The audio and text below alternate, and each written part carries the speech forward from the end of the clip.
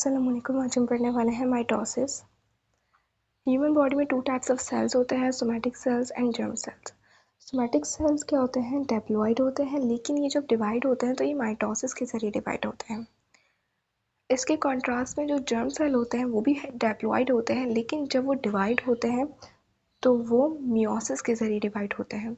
दोनों डिप्लॉइड होते हैं, यानी डेप्लॉइड मतलब होता है 46 क्रोमोसोम्स होता है, और अगर बोले कि हैप्लॉइड तो हैप्लॉइड मतलब होता है 23 क्रोमोसोम्स। माइटोसिस की डेफिनेशन और इसके फेजेस लिखे हुए हैं, आप नोट कर लीजिएगा और इसे लर्न भी कर लीजिएगा। मैं यहाँ पे एक्सप्लेन कर देती हूँ। माइटोसिस में क्या होता है कि जो पेरेंट सेल होता है वो 2 आइडेंटिकल डॉटर सेल्स में डिवाइड होते हैं, यानी एक सेल से 2 मजीद सेल बन गए। दोनों इनकी ख़ास बात क्या है? जितने पेरेंट सेल में क्रोमोसोम्स थे 46, उतने ही डॉटर सेल में भी होंगे 46। इसकी रिप्रेजेंटेशन में हम दे सकते हैं कि एक 46 क्रोमोसोम्स थे एक सेल में, पेरेंट सेल में।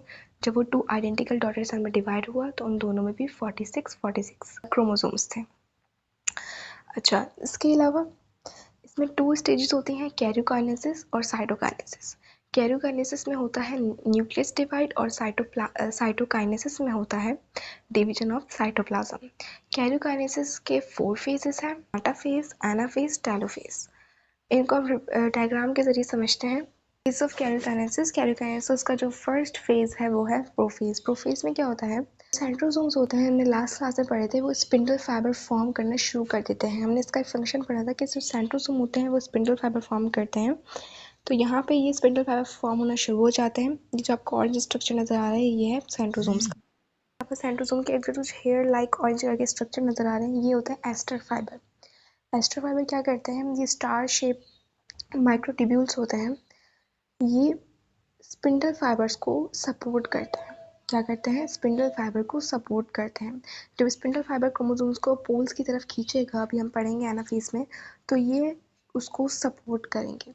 यानी प्रोफेज में क्या हुआ? क्रोमोसोम्स जो है कंडेंस हुए और विजिबल होना शुरू हो गए, न्यूक्लियर मेम्ब्रेन डिसअपियर होना शुरू हो गई, और इसके अलावा एस्टर फाइबर्स फॉर्म हो गए और स्पिंडल फाइबर भी फॉर्म होना शुरू हो गए।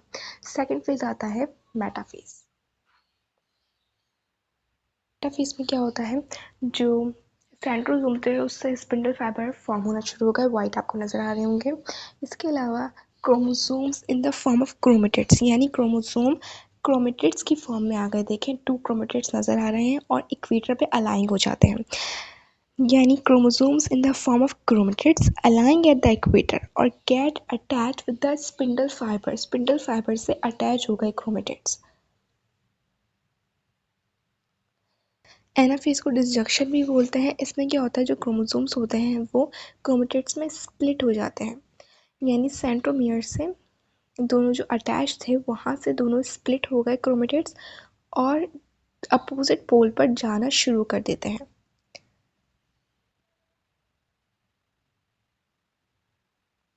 इसके बाद आता है टेलोफेज। टेलोफेज में क्या होता है? न्यूक्लियर मेम्ब्रेन जो थी, जो कि डिसअपियर हो गई थी प्रोफेज में, वो नई बनना शुरू हो जाती है और 2 न्यूक्लियाई तैयार हो जाते हैं और न्यूक्लियर मेम्ब्रेन अपीयर होना शुरू हो जाती है around each group of chromosomes. इसके बाद आता है साइटोकाइनेसिस, जिसमें क्या होता है कि साइटोप्लाज्म डिवाइड हो जाता है और हमें 2 डॉटर सेल्स मिल जाते हैं जिनमें सेम नंबर ऑफ क्रोमोसोम्स होते हैं जितने पेरेंट्स में होते हैं। यानी पेरेंट्स में जब 46 क्रोमोसोम्स थे तो हमें माइटोसिस के रिजल्ट में जब 2 डॉटर सेल मिलेंगे उनमें भी 46 क्रोमोसोम्स होंगे। एस्टर फाइबर और जो स्पिंडल फाइबर्स थे वो टेलोफेज में डिसअपियर हो जाते हैं। न्यूक्लियर मेम्ब्रेन टेलोफेज में दोबारा आ जाती है, अपीयर होना शुरू हो जाती है। तो यहाँ पे माइटोसिस हमारा फिनिश होता है।